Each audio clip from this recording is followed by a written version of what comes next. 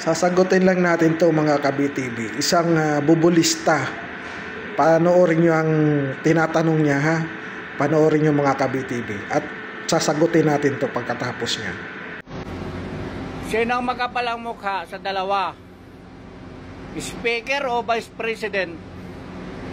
Si Speaker, Martin Romualdez, nag-resign para bigyan daan ang investigasyon regarding sa pagkadawit sa kanyang pangalan sa issue ng flood control.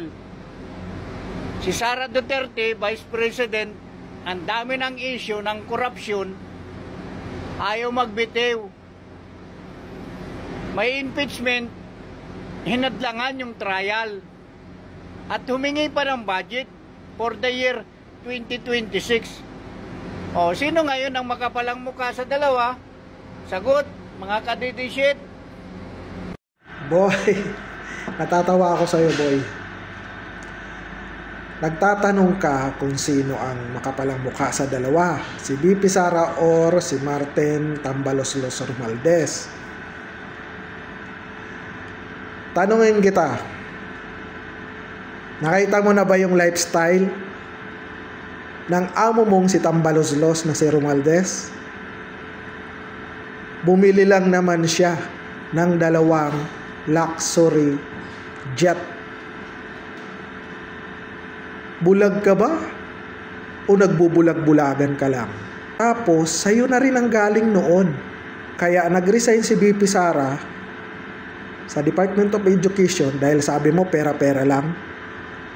So, anong tawag mo ngayon kay Romualdez? Nag-resign.